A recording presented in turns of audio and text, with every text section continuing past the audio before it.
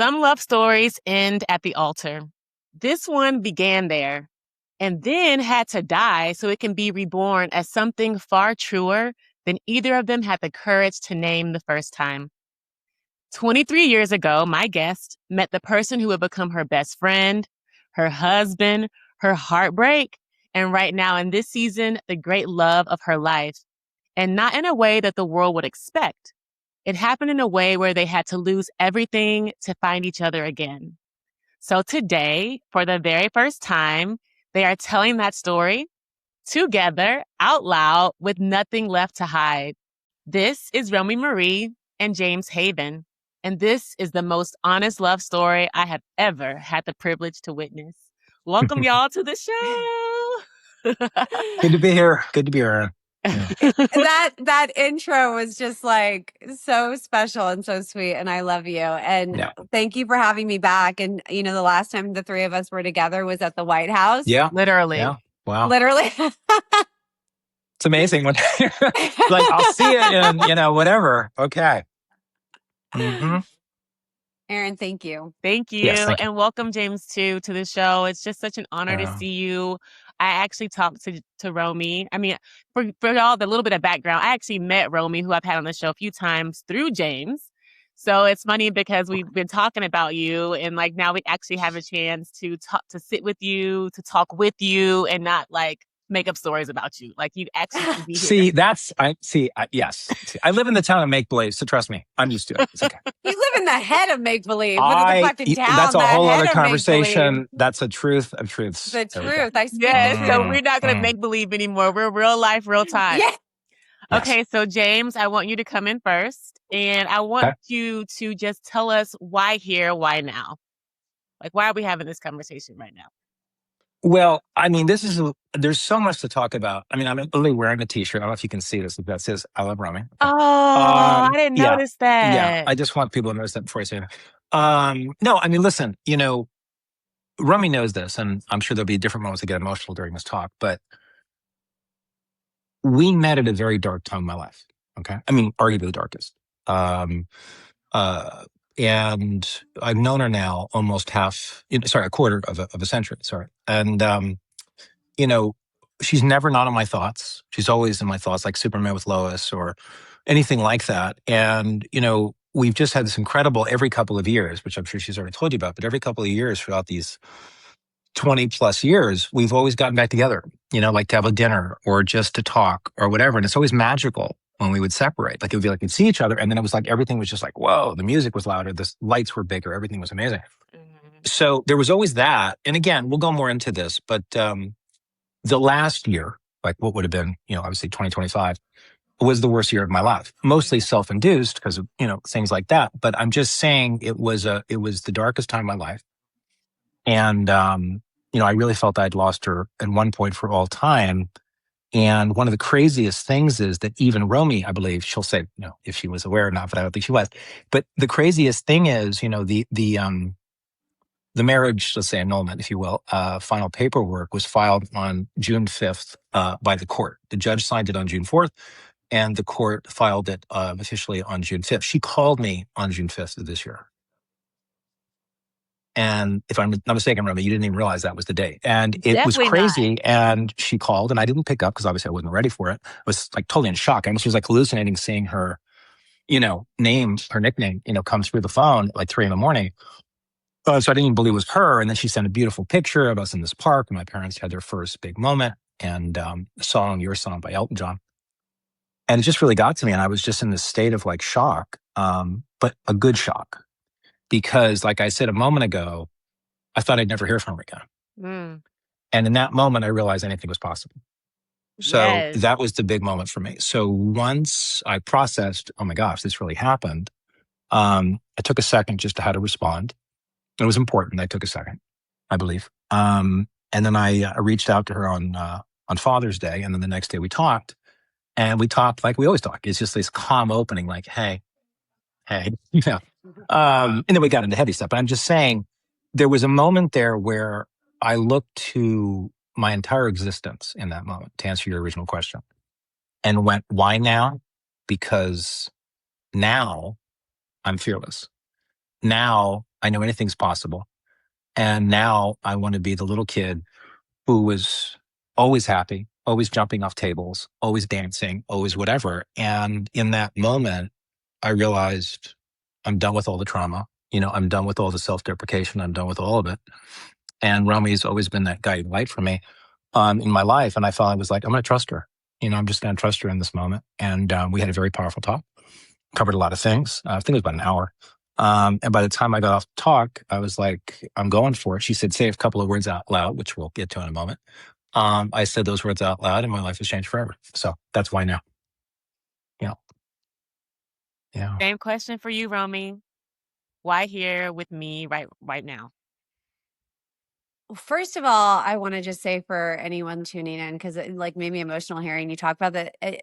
Like he said, I've been on this podcast before with you, Erin, and talked about the fact that James and I have known each other since I was, 20, and just this very long journey together. This is the first time he and I have been on a podcast together that wasn't my own interviewing him through my own thing. This is the first time somebody has asked us about our story to the level in which you're asking, or that we're even open to talking about. So it's a little surreal, a little bit surreal that we're talking about this. And, why here, why now? Because I wrote my book. We talked about that. I put my book, Breathe Mija, on Substack. And as the last chapters, I was starting to release them because it's my story, right? It's my story and it's my memoir. And for those, a memoir is your journey. It's your perspective. It's your reality. It's healing. And I worked very hard over the last few years, and through the annulment, the divorce, the love, my life, I went to writing, that's how I was healing through it. And so as the chapters were coming up, he and I had not spoken, through all of this. And since the annulment was finalized or anything like that. And so I didn't even have his number. I had to call my mom and get his number and unblock him and then reach out to him. And I remember just crying on the floor one morning, and I called my mom and I was like, I cannot tell this story without him. Mm-hmm. Like, it doesn't feel right. As much as I wanted to hate him and I was angry and I was hurt, and that, Erin, I was deeply angry. One, I don't want to hold anger like that in me. It's not healthy. Two, I was releasing these parts of me through the book. And three, someone's personal journey of their own trauma and what they're going through with their own identity and their own sexuality, which we'll get into, is not mine to share. I can share mine, but it started to feel like I was sharing too much of someone I loved. And I put in the book, in the last chapters, the reason it hurt so bad and the reason I was so angry was because I love him. That's why it hurts so much. That's why there was so much anger. Like, you don't get that angry and go through that much pain if you don't actually have emotions for somebody, right? You don't give a shit if you don't love someone. I've left people and been like, I don't fucking care. Don't even think twice. Yeah, I don't even think twice, right? With him, I'm over here like with this insane anger, right? And that anger stems from, I'm so fucking hurt. I love you. Yeah. And so when I was able to process that, I reached out to him and I just went, I want to say this before we open this up, and why here, why now? I asked him if I could share my story. And I knew by calling him, it was either going to be absolutely fucking not, fuck you, you can't share this, or yes. And he's never batted an eye, and he loves me. And I asked him to trust me, and I asked him to tell the truth with me. But more than anything, Erin, I asked for someone for the first time in my life, and a man, to let me tell my truth without disregarding me or calling me crazy. And he has allowed that. And in that, it has allowed him to tell his truth, right? And so although our truths might align and also be very different, through that conversation, I've been able to say, I want you to tell your truth. I don't want to live in a lie anymore. If we're going to do life together, because we were always intended to do life together. What caused that annulment and that divorce and all the things you read about in the book was lies. Yeah. Right. They got in the way and trauma that got in the way. And so if he and I are going to start fresh and start over and continue this life, which we clearly can't separate, right? That's an obvious thing. Like, here we are again, right? It's like at this point, it's a fucking joke. But he is letting me tell my truth, and my truth can hurt him and is also bringing him out of his lies, right? But he loves me enough to say, okay, I support you. And it created and opened the door to way more than he and I think, could have imagined since that first call. And I'm like, whoa. And this is just the precursor. This is not even the beginning yet. And I have to just say, for all those that watch this show, that I always mention that trauma lives in silence.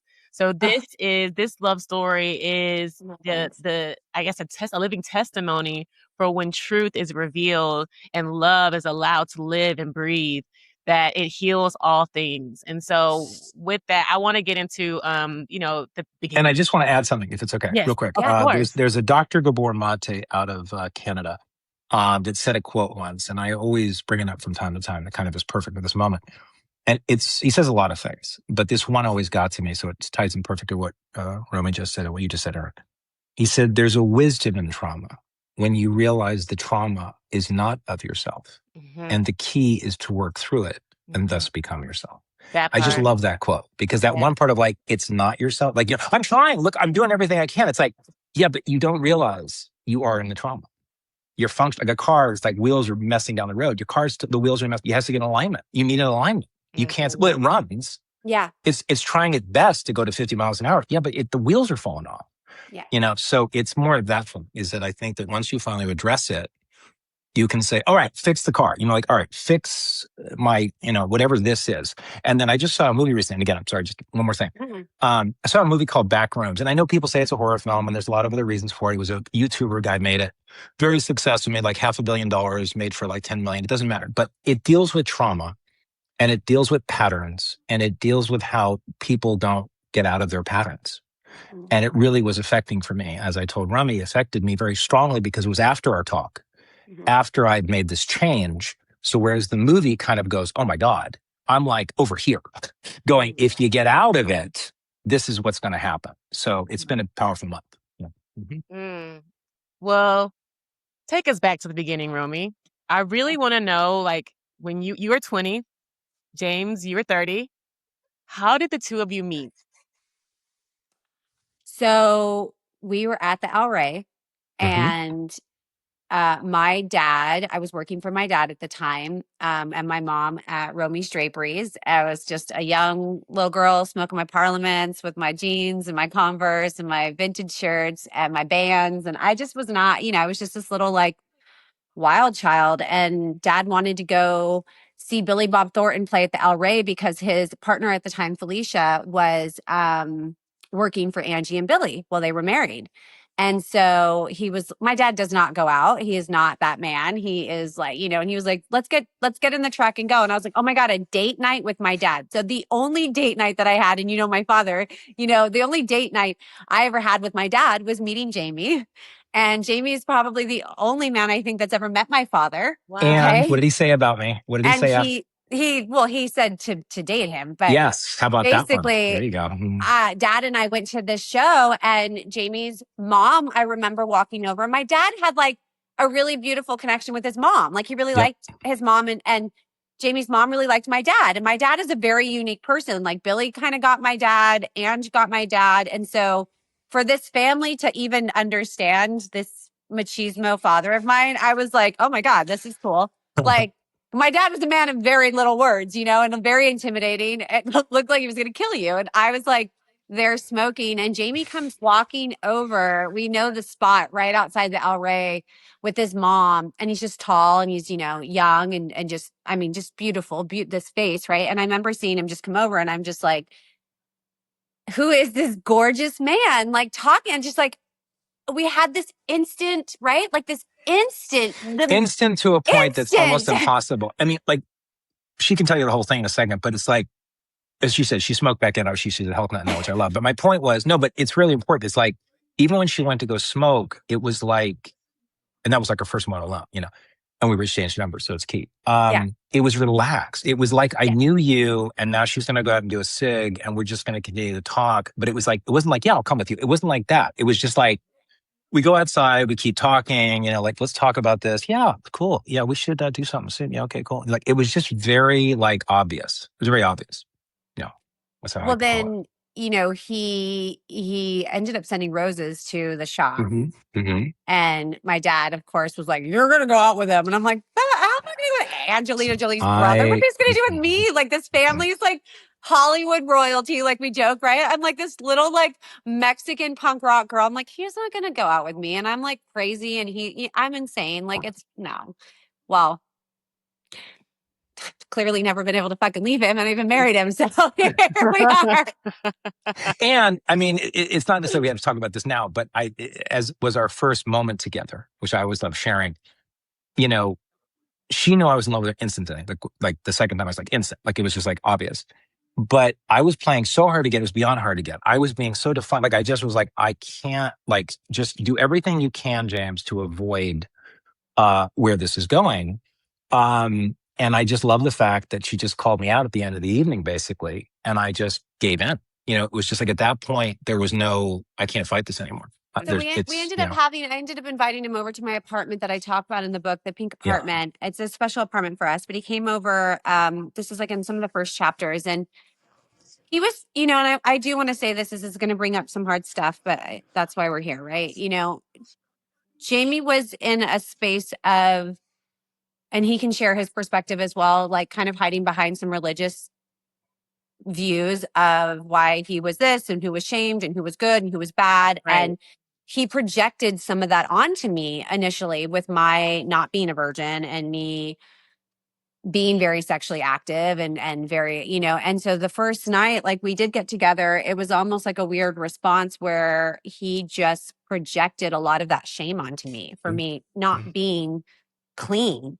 And I think he was used to playing some sort of role that he was playing within his own life, right? Which has been the story of his life. And it's much deeper than that. But I called bullshit. At a very young age. And the whole night, I was like, so it was young. amazing. It was so, I was so awesome. young. But it I was don't awesome. even know how I did that. But it was like, awesome. It was just like going, well, you're off in your whatever world. I'm having fun. I remember that very clearly. Like her going like, well, whatever you're doing, I really don't. Like, whatever this is, this doesn't have to do with me, right? I've got this older guy who's trying to shame me. But like, I don't know how at that age I was able to be like, what the fuck is going on with you? Right.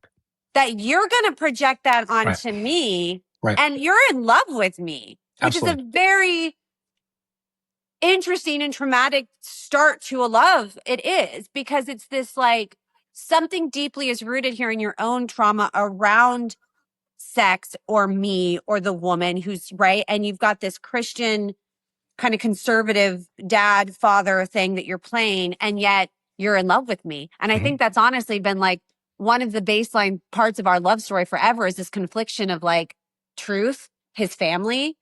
There is love. We are in love with each other, but then the lies. Yeah. And those lies started then, that night. Yeah. And so I want to go to you, James, because I didn't realize your mother was there when y'all met. Miss Marceline, that's how you pronounce her name? Miss Marceline. And she gave the two of you a nickname. And we talked about it before. Well, yeah. This is the greatest nickname of all time. I mean, I was named after James Barrie, who wrote Peter Pan. And little did I know that she was so prophetic. It's unbelievable. And that goes back to who I really am. I mean, I can't do it in a Zoom call now because I'll be out of focus. But basically, I am Peter Pan. I'm the guy who's just got that energy and excitement and everything's amazing. And let's go. Let's fly to Neverland. Let's do whatever. Let's go to a concert to do whatever. And that was me as a child. And she started calling me Pony Boy and all this other great stuff. And but yeah, I was named after Peter Pan. And then at the time she met Romi, Romi had a pixie haircut. And so keyword there, pixie, And she said, you're Tink, you're like Tinkerbell. And so it was perfect. And that's really what she's been for me my whole existence too, is that without Tinkerbell, when Tinkerbell almost dies because she's willing to sacrifice, and remember from the book, Peter he loses his mind. So it's very important who Tinkerbell is to Peter Pan. And so it's always been very symbolic. Yeah. Wow. When his mother knew him, knew who he was, when she called him Pony Boy and when she called him Absolutely Peter Pan, a mom knows, you know this, Erin, we're mom. We know our children, right? Right. She knew his truth. She knew him. She saw him. When he says he's Peter Pan, one, does he have Peter Pan syndrome where like every man on earth? Fuck yes. But Yes. is he actually a childlike, lost boy and this like wonder in this game? He was. And that was stolen from him through trauma. And That's I right. got to That's right. witness this. I got to witness as this kink in his life. I got to see that part of him, and then I got to see trauma steal it, right? And so it was like, where is this person that I love, that I have this magical fun time with? And so when we met his mom, and she was really, sick at the time, and we were, our best memory, right, Oh my is like, gosh. Oh my gosh. us running through the halls of like the hospital, like with like No, I want you to imagine this because she's not going to remember. It's this. No, we had a wheelchair and yeah. we're flying up and down the cancer ward. I mean, who allows that? No, doctor, sir, you can't do that. Or We're ma'am, just please. being, and We're his right. mom It's is just just up looking. and down the thing. Yeah, mom just looks at us and goes like, this is Unbelievable. Peter Pan and Tink, right? Like she just Unbelievable. saw it, but she knew what we were better than we knew what we were. Yeah. 1,000%. We were 1,000%. trying to make it something that we've been trying to make it for too long without the real Correct. truth. Where Correct. mom saw Correct. it. And so when Correct. she said Peter Pan and Tink, and that became us, she saw two like companion people lost, right? Like needed each other, this fairy, this childlike pixie magic, but she saw the relationship and she knew him. And I Yes. wish we would have known that more, because a mother knows. Yeah. Right? And she A mother also had knows. how many years wisdom on y'all? So yeah, you had to grow Yeah. into that. She could see, Sure. our mother see what we can't see, because also they have the age and the wisdom.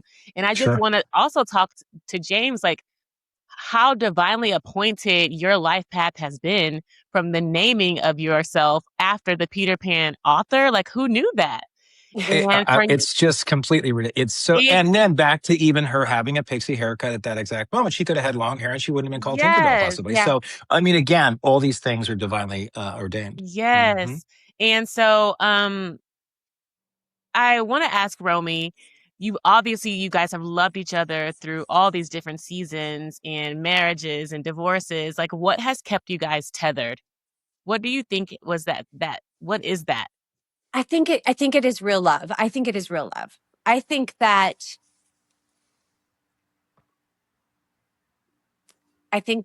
it's the most wild, intense love story of my life, right? Other than motherhood. It is to have loved somebody this much for this long, and be able to forgive the way that we forgive, the way that we start over, the way that we always find our way back. We're never going to be apart. I don't think we can. I believe that we're those souls. We say we're twin flames, and I believe in that. I believe we are twin flames. I believe we are best friends. I mean, I'll cry. I believe that, we're this great love story. It's just has had, like, it got twisted in terms of like what it was supposed to be. And I think that's been our message, and the message of the book is that we've been taught that a love story has to look this specific way. And if it doesn't look that way, then it's not love. And I think in our own wild, free, uncaged selves that we talk about, we also fell into this bullshit way that we You needed put to yourself be in in a love. weird box. And it just wouldn't work, Erin. It just wouldn't fucking work. And it always ended with a lot of pain. And like, I will be completely honest, and that's why we're here. And I want to make sure we address that. His lie with himself became like you and I have talked about, a hide and seek lie with me. And it has hurt me and pulled me. And part of me, with my own trauma, which we've talked about, didn't want to address the truth either. Yeah. I didn't want to either. Right. Because I didn't want it to interfere with my love. And so there was a lot of moments where we pulled the truth and came to a truth and almost sat in the truth, and we both would revert back. Yeah. Because it was safer. like, it felt safer. Yeah. And so this time around, there's just none of, like, it can't fucking live that way, or we will not be able to continue. You know what I mean? Like it didn't work. Right. It didn't work, and it ended really bad, you Right. know, because it was just, yeah, that's why we're here. Well, Is there's no because we longer any wanted, yeah, fear. There's no longer any no, fear of punishment. You guys have seen the best, the worst, the ugliest. So now what is left is the truth. And so yeah. that's what always remains. And so I want to get to you, James, because I want you to have the floor here. And you've said you're ready to speak about your family, like in your own words. And so I want you to just tell me whatever's on your heart that you feel like you could share. I want to share right now about how you grew up.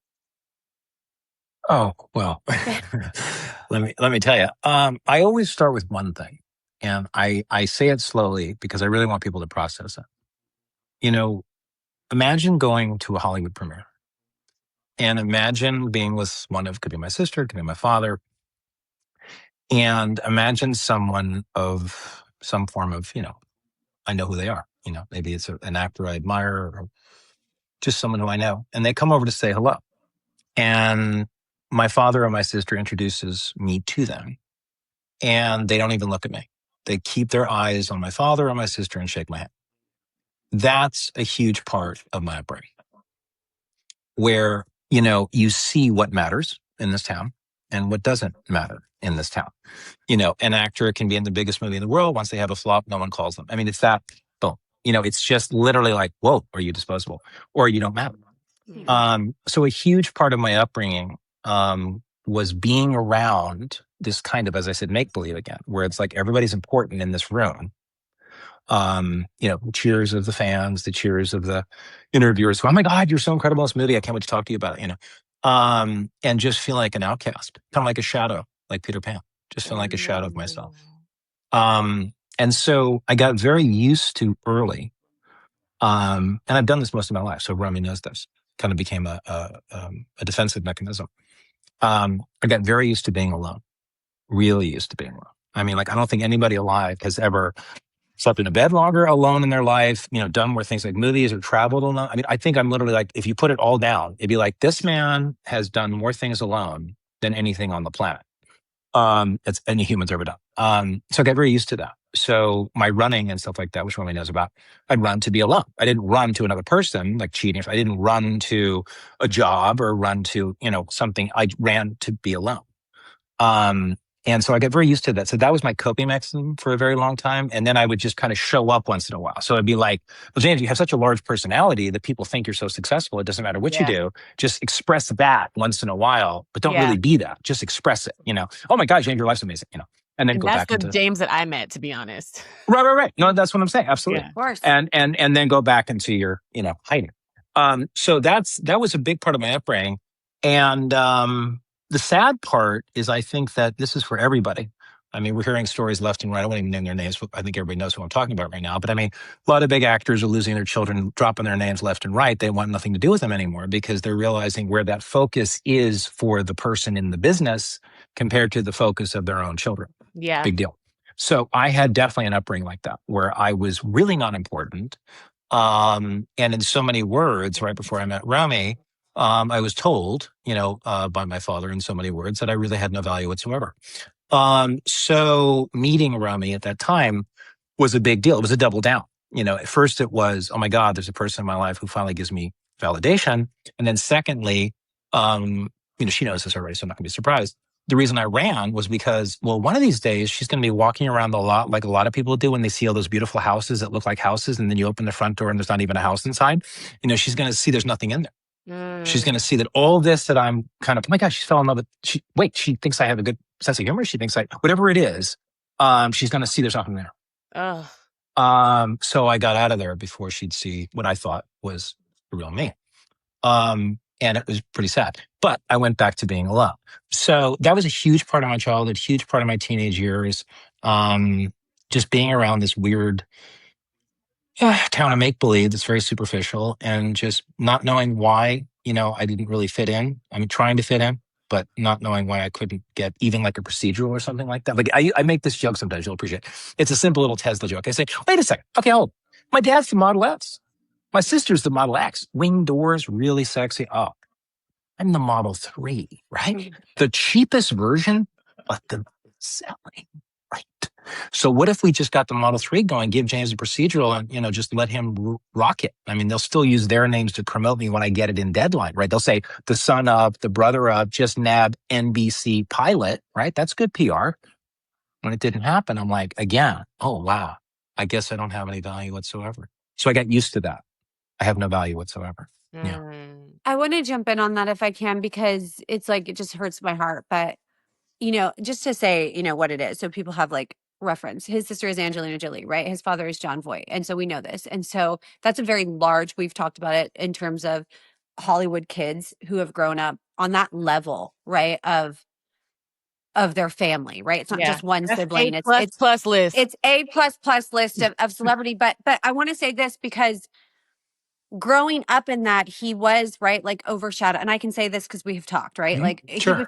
he was overshadowed in that, like, you're looking to the sister, you're looking to the dad, you're not looking at him, right? And then you create that kind of narrative, right, in yourself that you're not important, right? You're not as important as this person or whatever. So when we met and he did do that, it was like, and we've talked about that. And I didn't know then, Erin, that was what he felt, right? Because we had just fallen in love. It was very new. Yeah.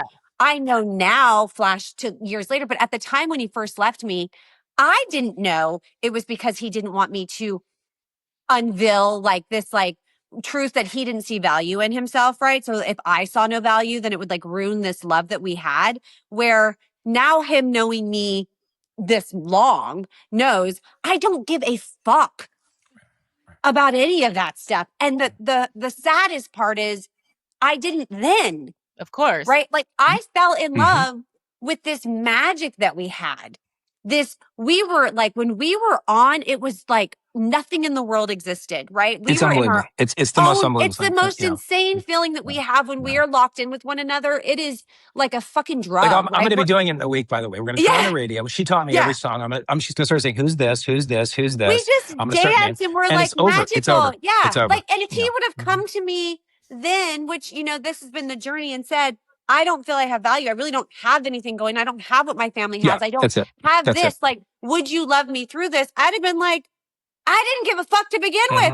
I'm in my little fucking apartment with my Jetta and that's mirror falling apart. 110% true. I know people say that like no, she really didn't give a shit. She cared about her music. She cared about her parliaments when I first met her. You know what I mean? Yeah. But she didn't give a crap about what she said. No. But he had come from this reality where that's all people cared about. Of course. So that was his narrative, right? And that wasn't mine. You know me. He didn't have the awareness to even articulate that to you. No. And so when he left me, because I want to get into this because this is how it started, and I think it's important. So if you don't mind, I'm going to break this. Yeah. Right? Yeah. So we're going to talk about the wedding and all anyway. Let's just break it because we may have different narratives and that's okay. But overall, I think we understand the same thing.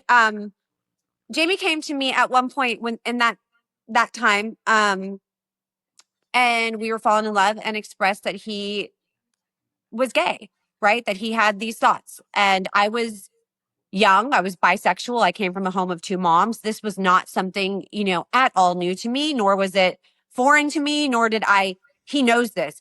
I held space at a very young age for the person that I had just fallen madly in love with, that was coming to me with their truth, to say, okay, then let's explore that in terms of who you are. I love you.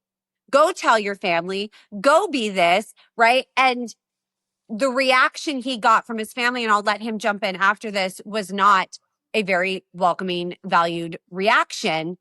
Things started to get very complicated for he and I after that. A lot of things started to get not as pure as it was. And he left. He was at my house all the time, at my apartment all the time, had a key to my apartment. I came home one day and that key was under my mat, and that was in the book. That key was left. He was gone. And when I say this man disappears and goes into his own world, at that age, after going through like the divorce I was going through with my family and everyone leaving and things happening, Jamie showed me the type of like abandonment that I've never experienced in my life. He literally gone. No goodbye, no pick up the phone. I called him for years crying, hysterically crying, left messages crying. Where did you go? Years of just And I went down a very toxic, heavily drinking route after that happened to me. And that was the beginning of all of it. And when was this? Jen, when was this? Well, this would have been 2012. I was right before my 21st birthday. Yeah. And how long did you not talk to me No, for? wait. No. I got it wrong. I'm sorry. I think I got the date wrong. We noticed for 20 Yeah. years. So no, this would have been 2007. We got back together. 2002. My bad. 2002. 2002. My bad. Let me correct. 2002 was when I met her in May at the El Rey. We started dating in October at that there. October, November, December, January is her birthday. I gave her the trip to New York. I took off right after that. So that was so yes, sorry, my bad. It was 2002. This would have been right around 2002, January. After her birthday, maybe around the 20th, somewhere in there. And then, and then she rekindled 5 years later. After my 5 mom. years went by. Right. 5 years went by. 2007. 2007. Mm-hmm. Our parents ended up dying 2 weeks apart in the same hospital. Yeah, January 27th, February 11th. I'm in San Francisco and I see on the news that his mother had passed away. I was going through That's right. my own death, his death. I reached out. It took 5 years and our parents dying for him to come back into my life. Correct. And then just to jump ahead, and then after that, though it wasn't even planned, we stayed the next period of years, up until our 20th anniversary, if you will.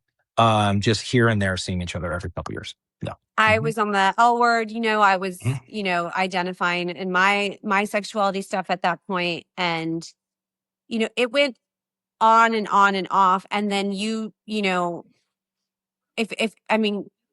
let's lead up to the wedding. So then when did we get back together? Do you want to share then when we did get back together? Yeah, I actually wanted to ask specifically, James, about that because your father was there. It was something. Well, I want to say something very important.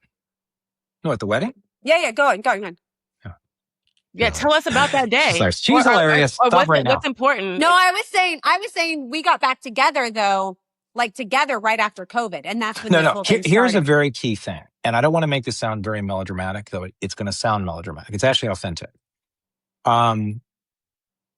When you have a way that I know of leaving, right? And you know how much you hurt someone, you don't forget that, right? So after that, those moments that we would have every couple of years, I cherished. I want to be very clear about this. I cherished those dinners or time together or whatever it was. So we joked about this, Romi and I, once before. Like, I thought I could never ask again. Like, did you ever think about us? She even said, I never thought you'd ever come back. Like, so we had this kind of moment, after the fact, like when we talked retrospectively. But back to what I was saying, I never thought I could ask again or even think again after hurting her the way I did. So there was no door opener, okay, to be clear.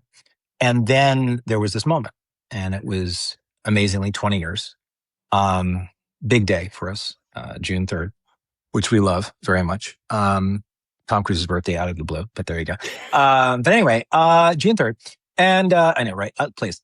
June 3rd, and it was 2022, just out of COVID. And we're sitting there, her father's favorite restaurant, Enrique, is out in Long Beach. And she was coming out of a difficult relationship at the time. And she just looked at me at one point and said, okay, well, anyway, enough of my drama. So what about you? You must have met the love of your life by now. And literally, Erin, like in that moment, the ice broke.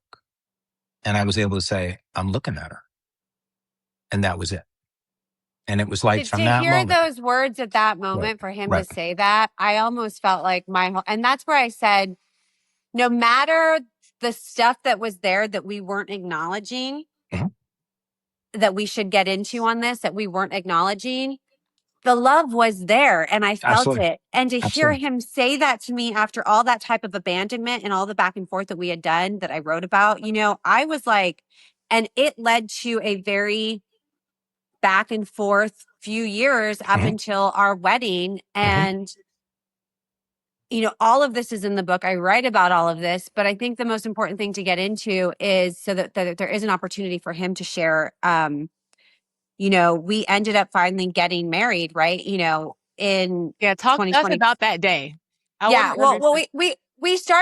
ended up finally getting married. So you have to understand, like now with a little bit of reference, not the full story because it wouldn't fit in here. You can read the of book, course. but from like that age to this, our parents to this, there's the gay thing. We're not talking about it. We're maybe talking about it. I'm gay. Maybe I'm not gay, right? Whatever. We fall in love. Here we are. We're having a wedding. Surreal.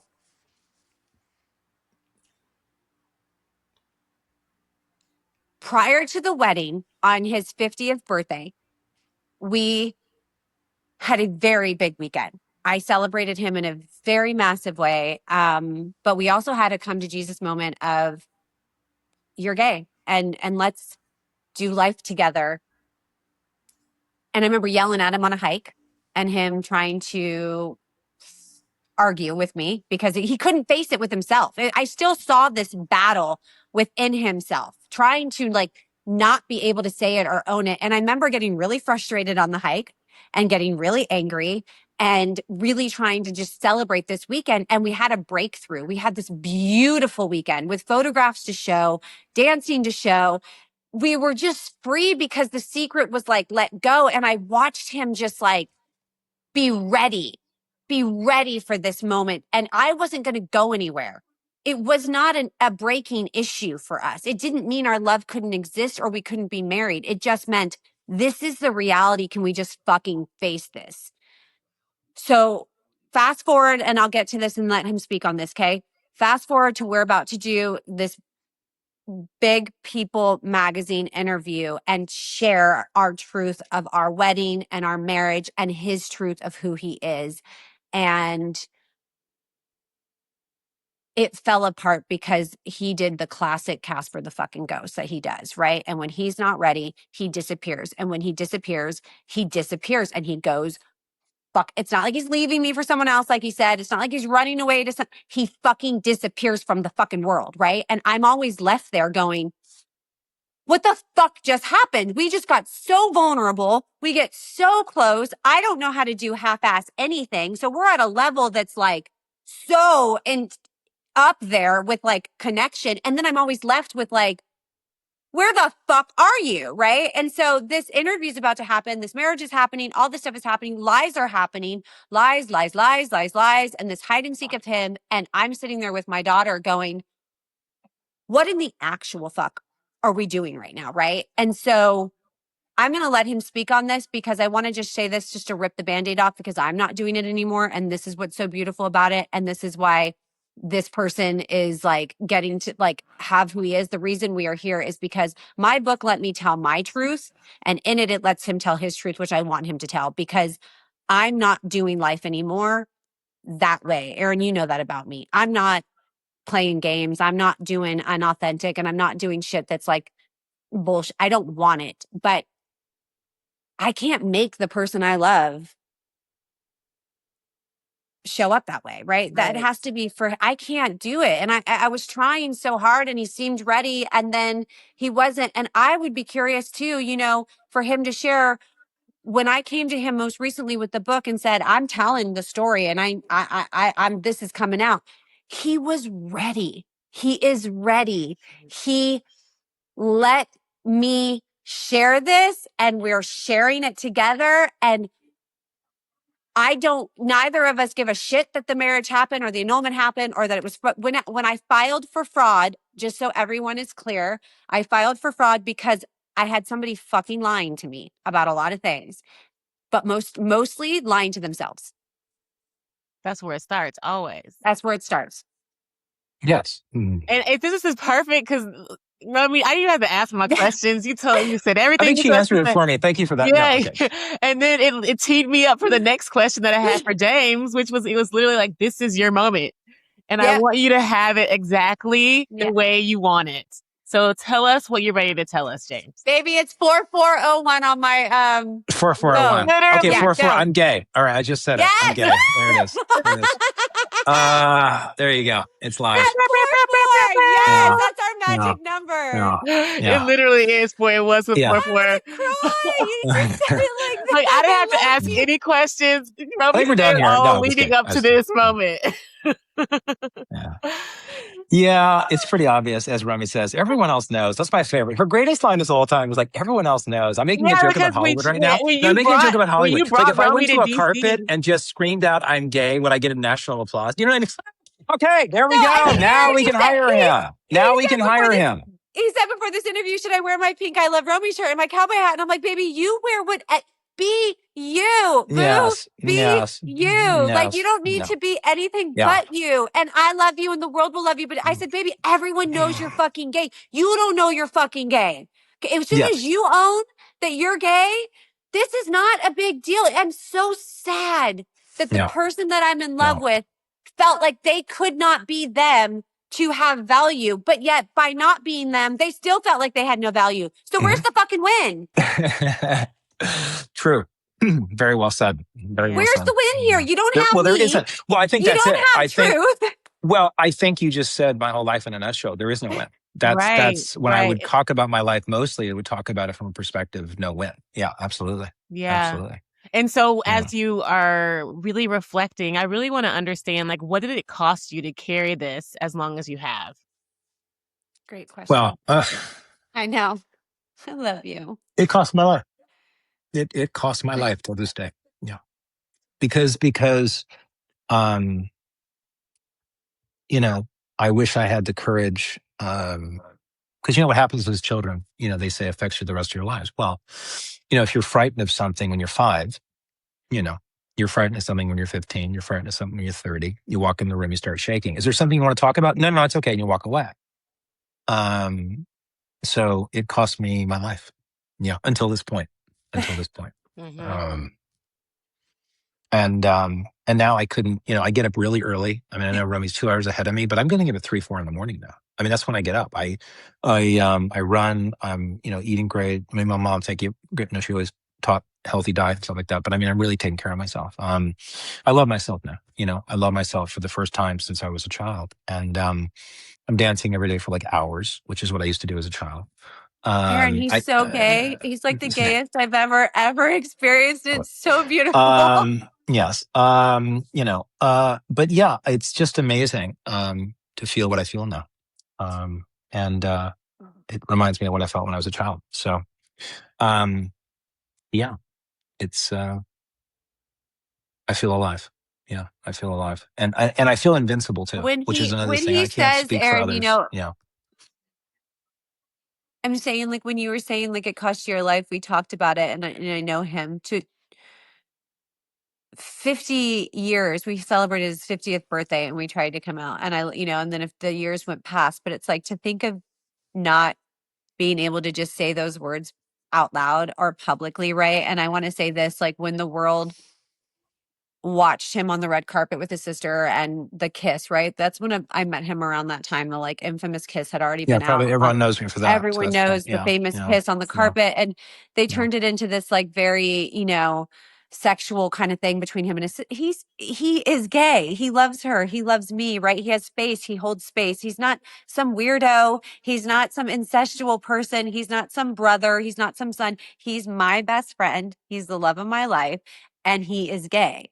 And it is so not an important part of who he is, yet it's huge now. So if we do hold a massive space for this, it's because he deserves that, right? Because imagine going any longer with like this. Like, what is the point? Well, it's like you already said, there was no win.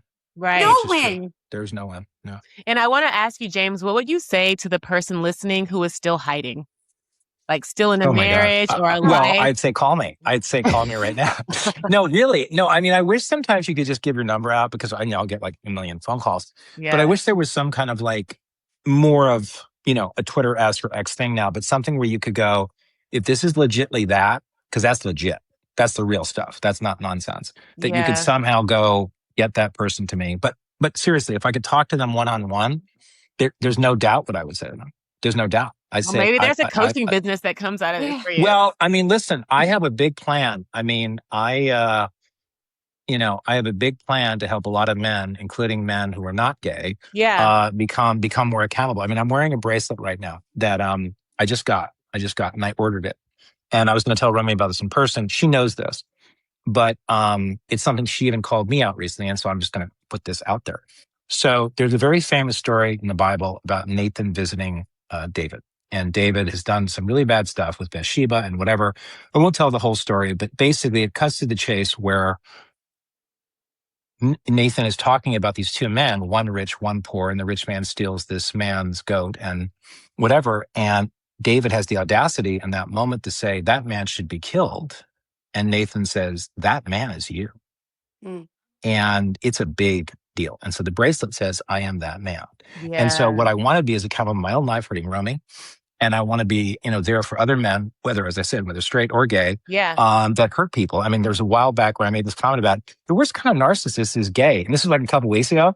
And literally, Romi goes, oh, it's you. And I went, oh. Yeah. I mean, it was just like, oh my gosh. The worst kind of man is like, I'm just calling it out there. Like, those are the worst.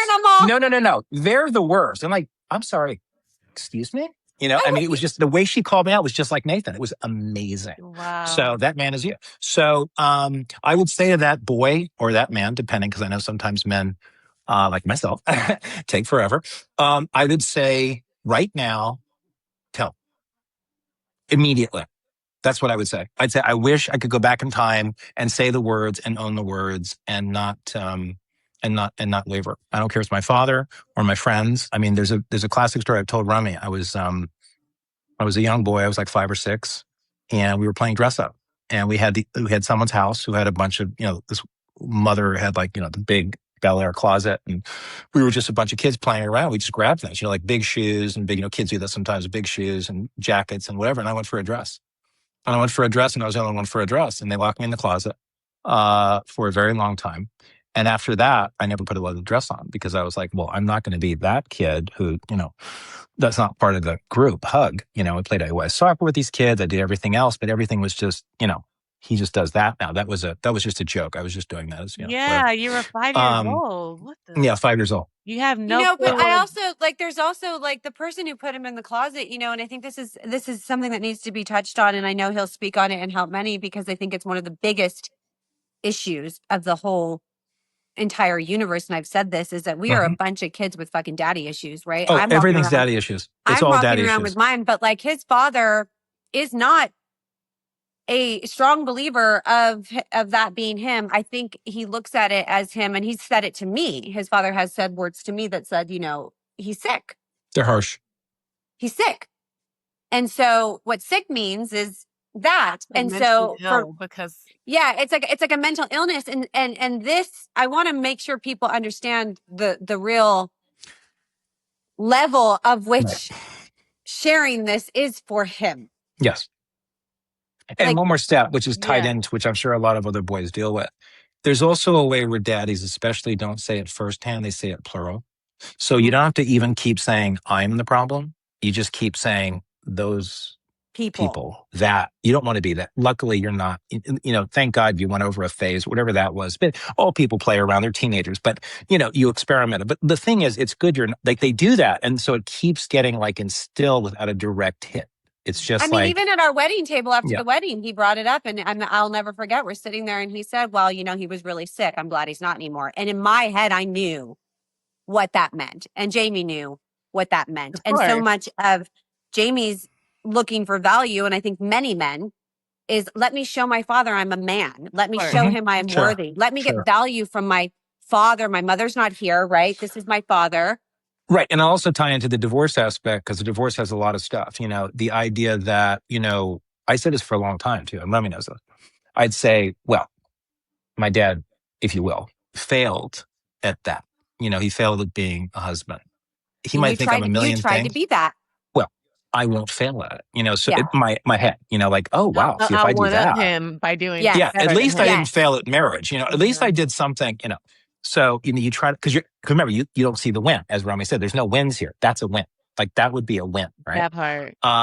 In my head. So there was that. But yeah, a lot of that, I think gets pummeled. I mean, I was even watching, not doing a plug for the movie or anything like that, but I was watching a bunch of clips recently because I'm preparing for this big time in my life right now, as you can imagine. And, there's this movie called Boy Erased. I'm not saying it's the greatest movie, but there's what the movie's about was all the gay conversion therapy stuff. that finally got disbanded because the guys actually running it ended up coming out gay, which is just, this is just wild, and saying none of it worked. And I'm so sorry, all the boys I hurt. I mean, you're just going, okay, this is like, but it's that kind of thing. You know, someone's saying, we can just get the the one gay who out. founded it had to be gay because he's trying to, Of course. figure it out. No, that's what you think. And you see a lot of bashing, you go, careful.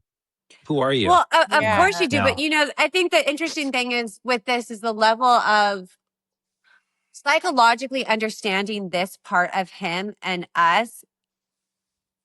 Our relationship got into this lie of his, right? And his understanding that. And then me. And I think the thing that's really difficult is he is gay, right? He is gay. And I want to acknowledge this, Jem, because we call each other Jem. Sorry. A gay man can be in, I don't know what my hair is doing. A gay man can be in love with a woman. Easily. Right? And a woman can be in love with a gay man.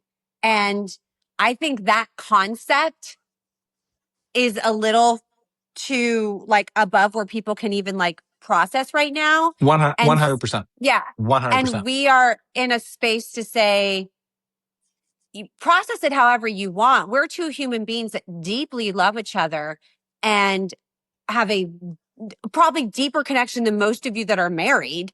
Honestly, well, that's from what I've witnessed, at least. I can't speak for other people. At least from what I fucking witnessed. When I meet married people, I'm like, I don't want this. What the heck is this? Right. But the amount of pain I have been through from this personal lie that he's put himself in and then put me through, you have to understand that there was also a grieving part of me losing him in that way, but loving him enough to let him be him and grieving him enough to release this person that I thought was that for me. And that is a deeper love than I've ever even known I had space or capacity for in my fucking heart. That's what we've been called to do. And I just want to call that out. It's called the honoring of choice. And when you really love someone, you honor the choices that they make, whether they choose you or don't choose you. You have to honor that. Whether they choose to have sex with you or don't choose to have sex with you, you have to honor that choice. That part, Erin. For us, like we are so used to wanting to own people because of our own insecurities of not having the abandonment issues that, no, you're mine and you can't be anyone else's. And that's not real love, actually. No. That's not why we came here. And we want to be with someone who chooses us every day. That's what we really want. And that's what we're doing right now, Erin, is we've said, you're gay, go be gay. This is about to be your gayish year, boo. You've hid for that long. He and I are about to be so fucking gay, I can't even handle it. Just so that my boy can we talked about it in the last call, but it was not recorded, thank God. Live his best gay life, right? So I'm about to show him gay because I've done there, done it. I've done the gay, right? Done there, did it. So, but what we're doing is we're choosing to love each other, not by ownership. He does not own me. I am not his wife.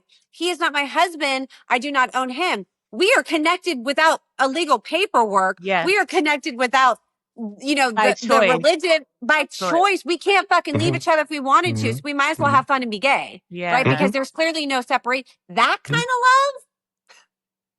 love is some shit that that's love. Do you know what I mean? I choose to do this life with you because you've revealed it and I see you.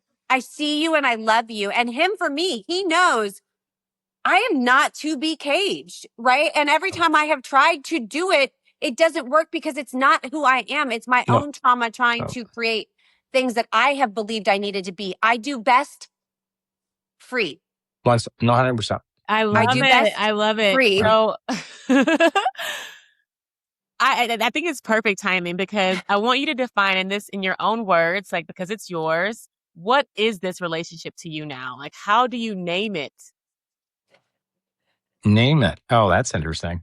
Are we branding it now? Let's do it. Let's try. At least throw some stuff out there. Okay. Well, our song is try it. Well, our song is "The Scientist" by the great Coldplay. So if you ever want to know our relationship, no one said it would be this hard. No one said, let's take it back to the start. Let's take exactly. But anyway, no, I'm gonna let her. I'll let her give the name for it. Yeah. What is this relationship to you now? I mean, you called it the twin flames. You said the soulmates for doing life together, best I friends. think that I honestly just think that we are in love, Mhm. right? We are two people in love. We are not married. We are not in that traditional romantic relationship. He is gay. I am me. I'll probably have a million lovers till I die. I think it's illegal for me to She get will. married again. She You know will. what I mean? Like, I don't think I'm allowed to get married anymore. I don't think it's part of the law. Can I say my famous yeah. line really quickly? Can I say my famous line? Can I just say it? Okay. There was a time I was dating her, right? And I just made this joke, just like a really quick joke at the right moment. I said, have you slept with everybody in Los Angeles? And she just went, more women than men, but yes. I mean, that's my girl.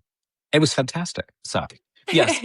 So she And in will. that moment, he was like, "Oh, I love you," and I'm like, "And Yeah, that's no, who we are, absolutely. and No, that's who we absolutely. are." No, absolutely. I think, So yeah. Erin, the biggest thing that we are attempting to do, and I'll say this, and Jem, you can bounce off this. We Sure. just came back together, so just for reference, this is all very fresh and June new. 5th. June 5th was her June out, 5th. and then Father's Day was when so very recent. Yeah. My last chapter of my book is going up right before this episode is airing, right? It's happening this week. This is a very big week for us. This is the first time we've ever stated that he's gay and shared that about our relationship. Many people have said he's gay or they know he's gay because, I mean, hello, but my boy didn't know he was gay, okay? And he never said it for himself, and that's his words he gets to say. So that is being said here. And now once this is really just opened up and we are going to work on all the beautiful things we're working on.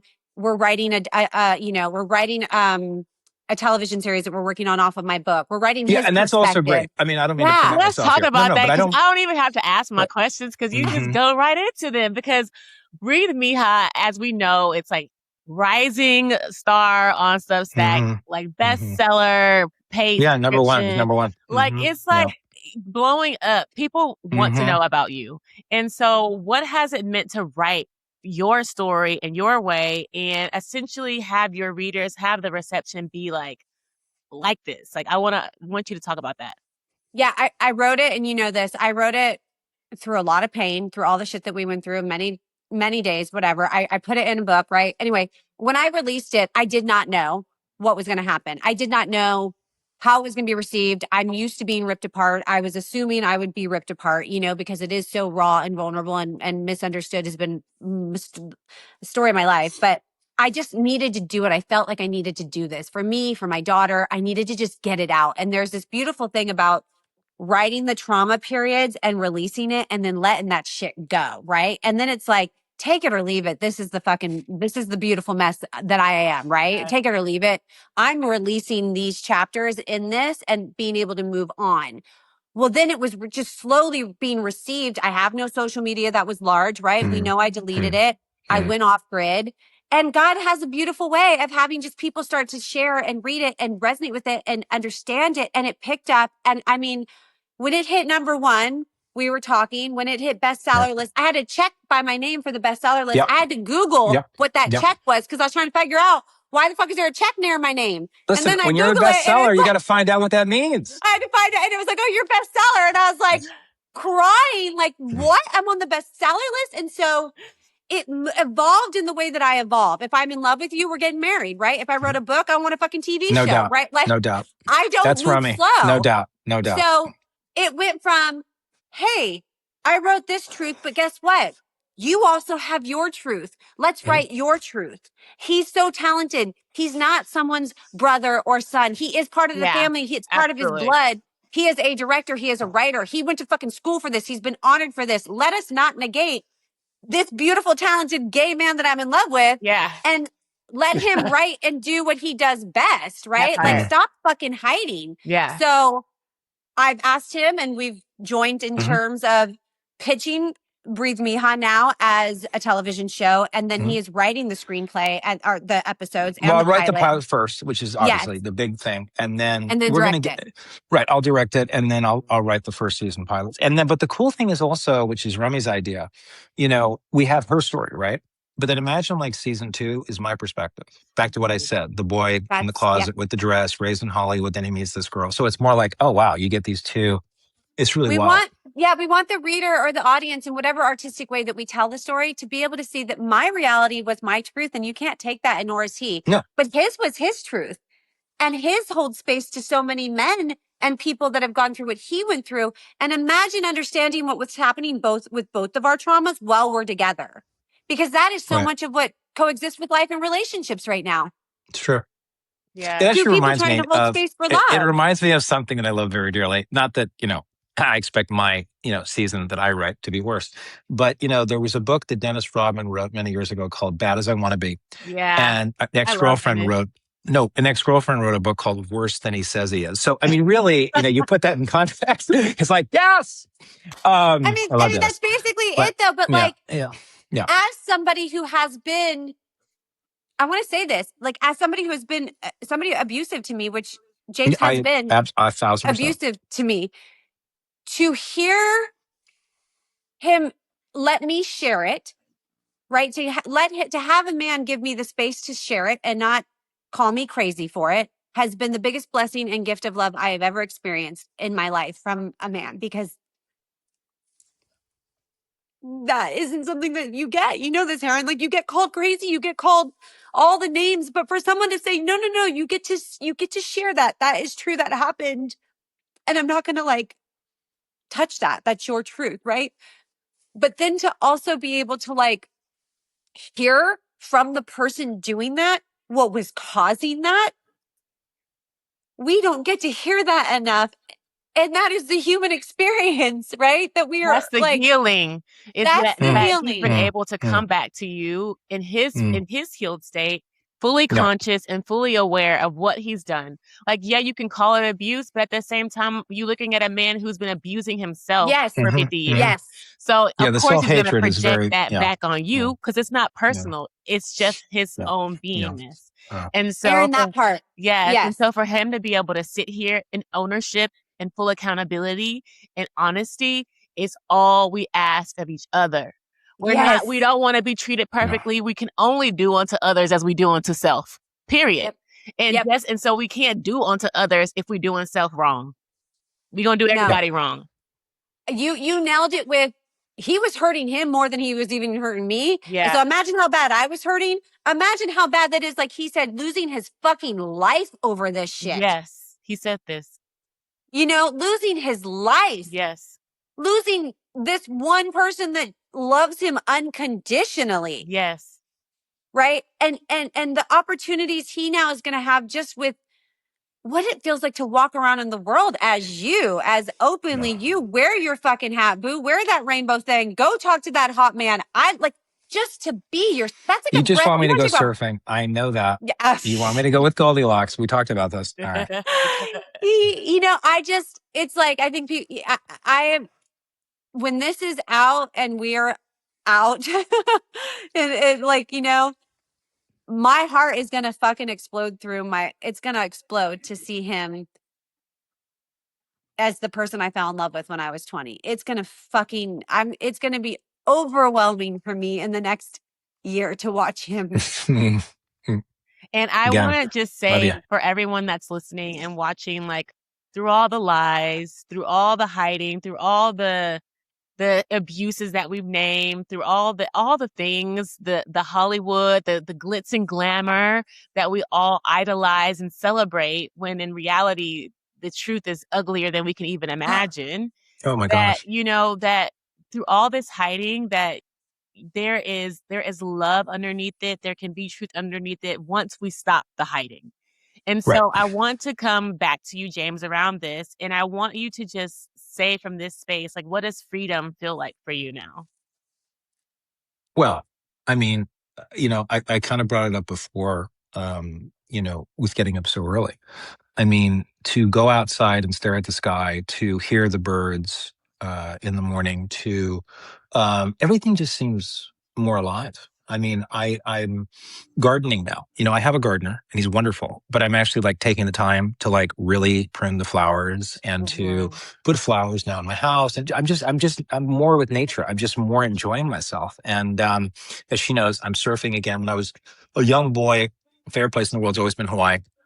And thank you, Mom. Thinking about you, I remember this moment when she said, you should start surfing. I said, okay. So I started to learn how to surf. I hadn't surfed in decades. Wow. And recently I started surfing again. And it, took only a couple of waves. And I'm like, oh my gosh, I remember how to do this. So I've been surfing a lot now at sunrise and all that. And I just feel completely free. I feel a big one is this, and it's something I can't speak for other men or women or whatever, but there's that thing that haunts you during the day. Voices, right? Those voices that kind of speak a million things, whatever those voices you want to call they are. And what I feel right now is the voice is gone. There's no voice. So I just wake up going, all right, so today what I want to do is this. Okay. Okay. Okay. And then I also have, like I said, I have such a love for nature that I play with nature. I mean, I went to a park not too long ago and I had a big, like a bag of nuts and berries. And I'm just like, looking around and I'm staring at these trees and I'm looking at the birds and I literally feel on my foot like that. I looked down, oh my God. And it was a squirrel. And I went, okay, I don't want to make a scene. Okay. And I just reached in the bag and like just took some nuts, put them on the ground. And he was calm, took the nuts. But then all of a sudden, all these other squirrels were like, what's going on over there? What is this? And so I didn't want to make a scene. So I dropped the nuts and ran away. I get into that. Like I play in that. I love that. So it's really just being a part of the world, not the sitting in traffic world, which gets really boring. I think that's like the biggest note what you just said though, Jem, is being a part of the world. The world. You're able to walk out and be a part of the world. What is hiding is sitting in a bedroom and sleeping till noon and going, why do I want to get up today? Why do I want to talk to anybody today? I don't. I'm just going to stay here. As I once said to Romi, oh my God, the best. Oh my God, it's the best. You're going to make fun of me. I'm going to love it. I used to say, do you know what it's like?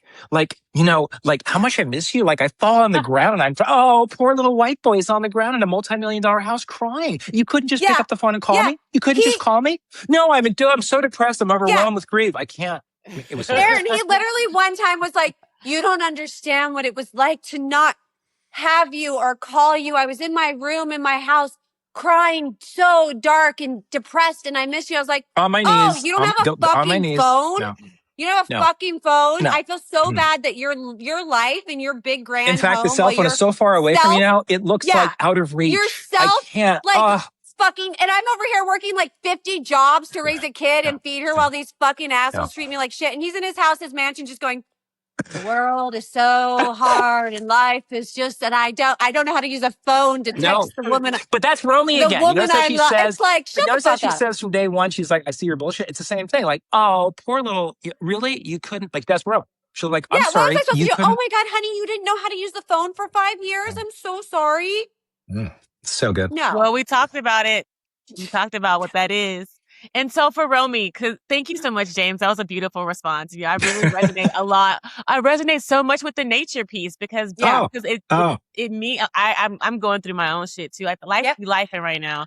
Yeah. And there are moments where you don't want to leave the house. And so I deeply resonate with me just going for my hikes or just going for a walk around Ladyburg, just going for a walk around my neighborhood. It takes effort and work sometimes because the emotional weight can be heavy, what we carry and what you've been through, what you're going through is not light work. You're doing generational healing. Obviously, your mother, your father, your sister, like you've been in an industry that you compounded trauma. And that's those voices, that's the voices. Yes. So you're doing the work. And I want to take this question to you, Romi, because and I've asked you this before, but now that we've had this context, what would you say to the woman listening who's still holding a story that she's afraid to tell? It's so different now that you asked me that, which is interesting. You know what I mean? It's so different in this moment, which is so fascinating.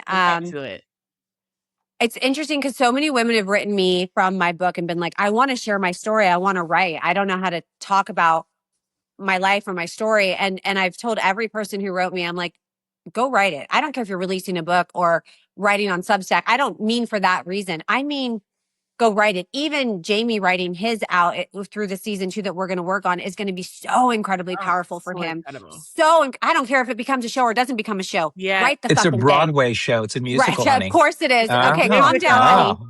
Listen, Birdcage.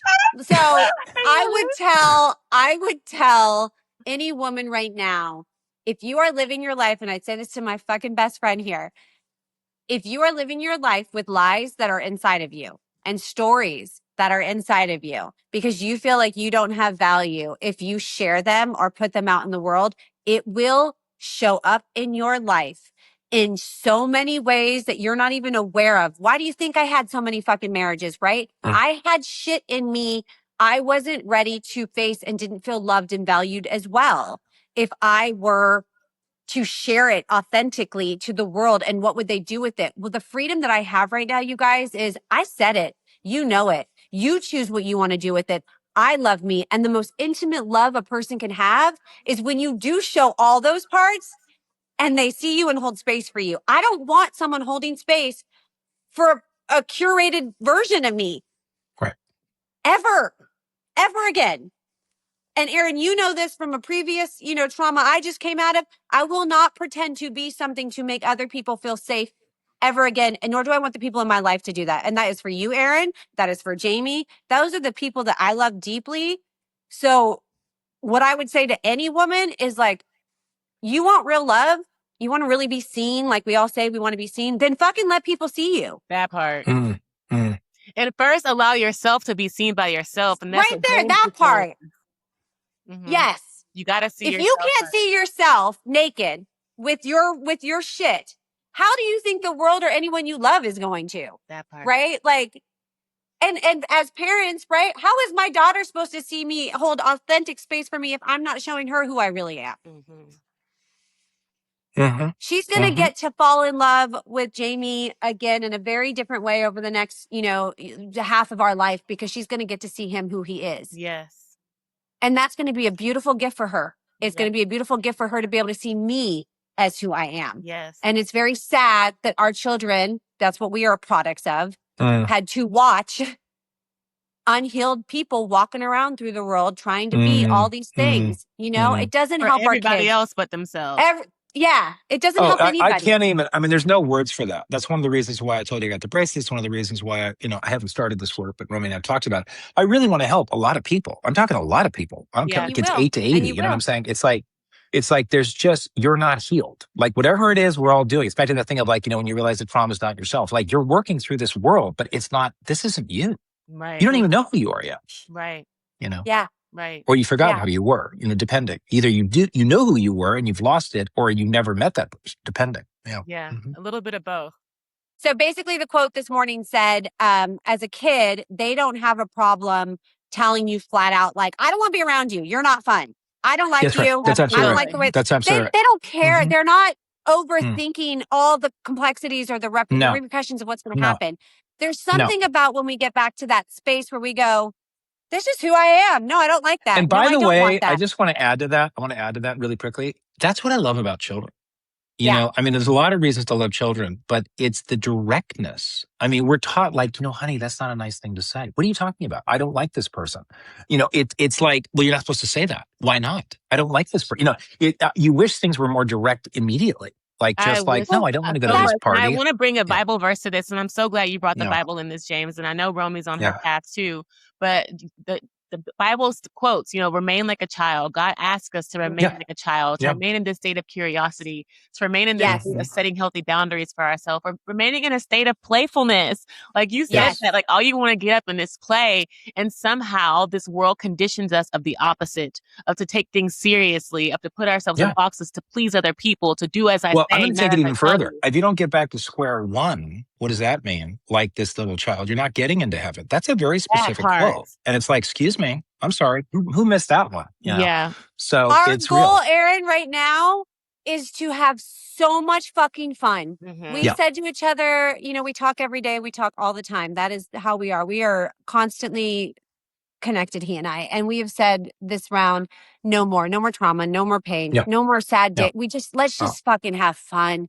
Let's enjoy our lives. Let's make a beautiful life. Let's be creative. Let's tell our stories. I pray and I know that if it's supposed to, we'll be able to help somebody as well with our truth. And that is our goal. And in that, let's just fucking smile, because this has been too heavy. It's been too heavy. Yeah, I'm going to grab my battery in a second. So if I leave for a second, I'm just grabbing just to make sure my phone isn't dying. But before I leave, for just a quick like 10 seconds, I just wanted to add this to that point, which is, you say, because I know Romi, let's just state the facts. I've left so many times. What proves I'm not going to do it again? And what's important, what's important is that pivot in me, she's never heard before. That pivot is a different person. It's like, wait a second, like, I don't want to be that person prior. I'm not that person prior. I'm going back to square one. I'm going back to the person that was whatever. That's the first time she's ever heard me talk like that. Yes. And I'm holding myself to that first, but I'm just, I'm holding that awareness of like, where are you going? Yeah. You're not going anywhere. Yeah. You're there. Like you're there now. You're not, what do you need to escape, James? What are you escaping from? Yeah. There's nothing to escape. So I be right back. think Give me 10 that seconds. is huge for him, Erin. But I want to say this too, because people are going to ask and question with the book, like, you're back with him. Why'd she go back? You know what I mean? Why'd she forgive him? There's that constant, like, she's. I want to say this too, and I'm in a different space where even if, let's just say hypothetically, he were to leave me again, right? I'm good. It's very different this time. I'm good. Like the resolution. There's a lot of healing already. I'm not going to break and fall apart in the way that I have, because I know too much now. Yeah. And I know the truth that, like, I'm not walking into this on eggshells going, oh my God, what if he leaves me again? It's just, you want to be here? I want to be here. Good.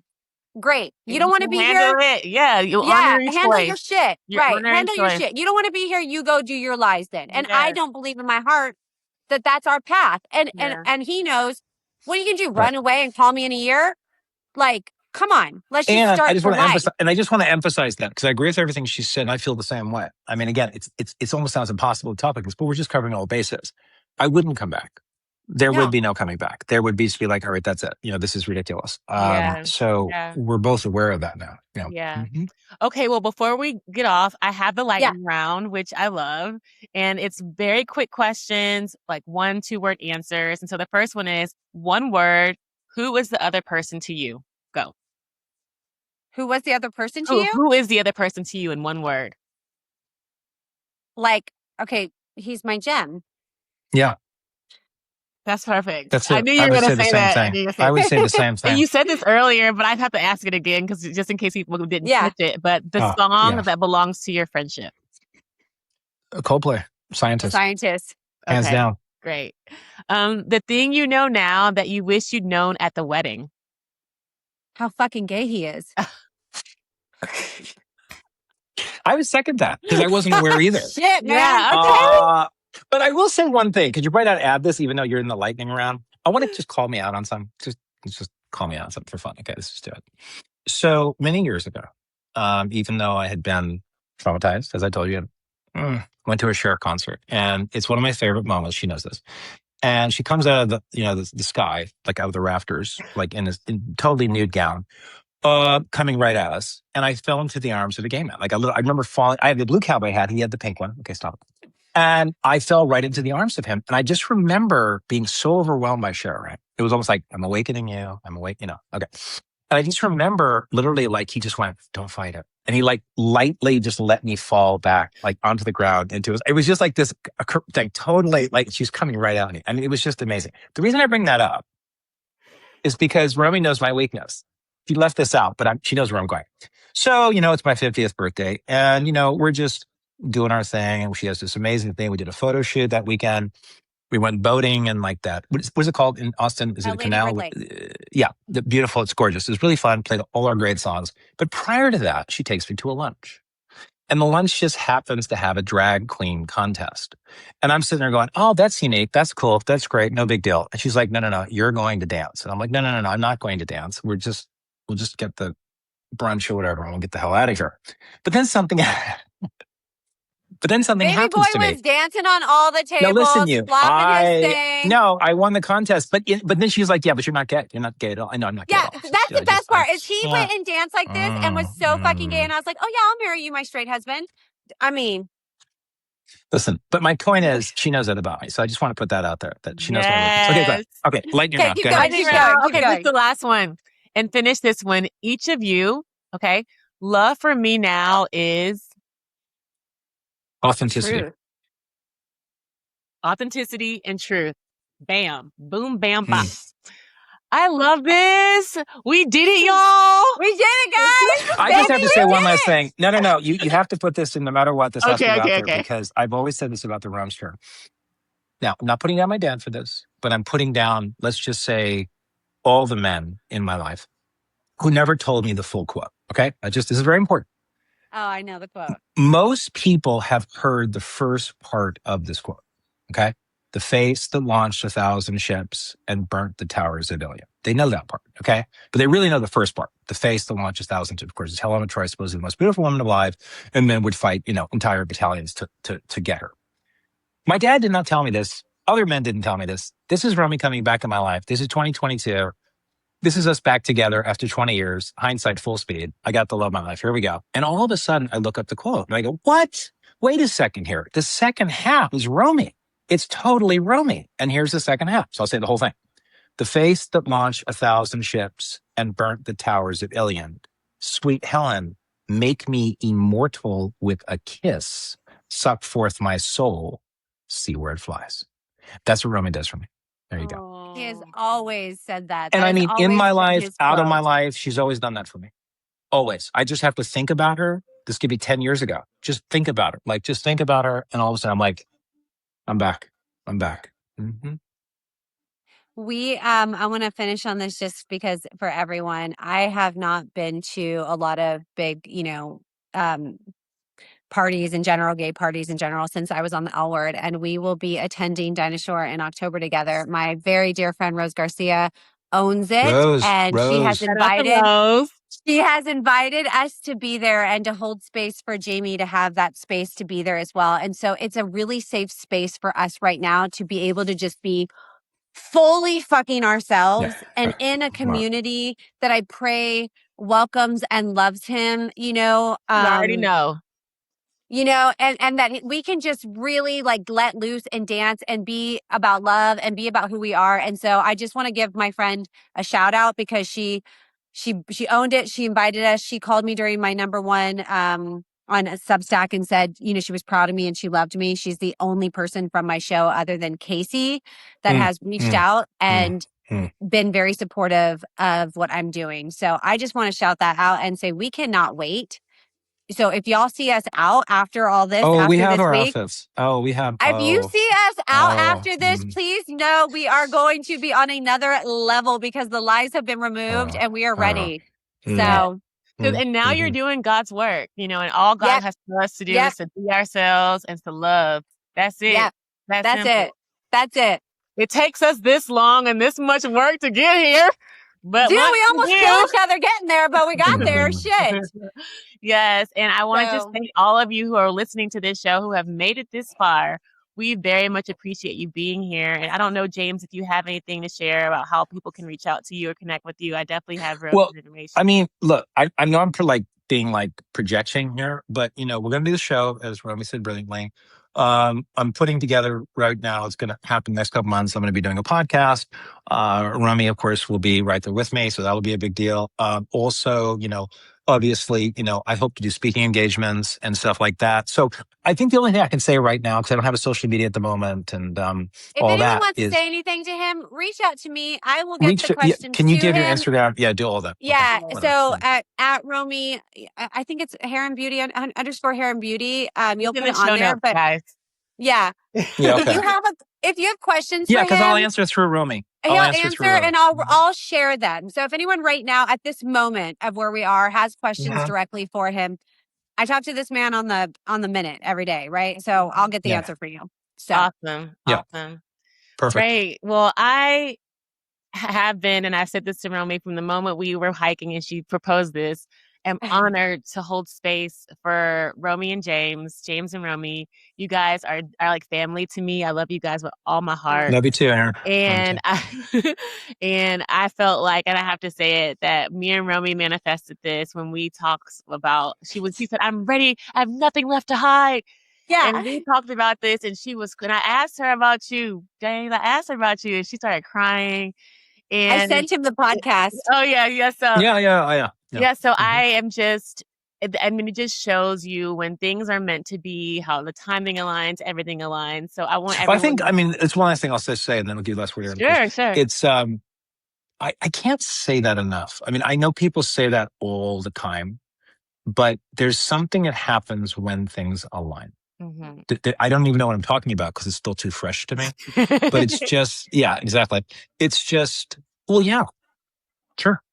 that's what we should do. Erin did a Yeah. podcast with me in the midst of releasing this. And just for those of you that you can go watch it, I was in a very different space in my life then because it's been a journey. Yeah. Still really fragile, still really, really, really guarded in that moment. I feel very free right now, very free and very much myself right now. And he does that for me as well. So I want to make sure he knows that. He brings that part out of me. And I just start to Yes. feel like I'm fucking alive. I can be me and Mhm. I can fly, you know, but when you asked me about him in that interview, I got really emotional as I do. And because it's hard for me, it's emotional for me, but I wasn't angry, right? I wasn't angry and I could feel it come up with you, Erin. I was like, fuck, what she's saying is real. And I miss him and I love him. I'm not sharing this podcast of like anger towards him. I'm sharing it as in like I'm grieving. And so, yeah, I think we did I manifest that miss this was him. gonna, we were gonna come back because that triggered me going into writing the chapters and went, I miss him. I love him. He's got to be here.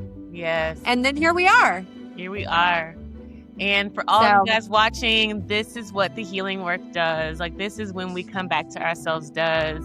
And if any of you, if this resonates with you, this is the kind of work that I do. This is what I live for. This is my life purpose. Come visit me at my website, erinpatten.com, and certainly stay in touch with the Meta Business Millennial podcast. We will continue to have more amazing episodes just like this. And until then, much love and light, you guys. Peace. Love and light. Did you really love this episode of the Meta Business Millennial podcast? Well, I am honored, and I appreciate you subscribing, leaving a review, and sharing it with your friends, because your feedback allows us to co-create more enlightened conversations. And if you're interested in growing your soul now, head over to my website, erinpatten.com, to find all the show notes, links, and free resources to get your energy activated today. In the meantime, stay bright, my friends. Much love and light. Peace.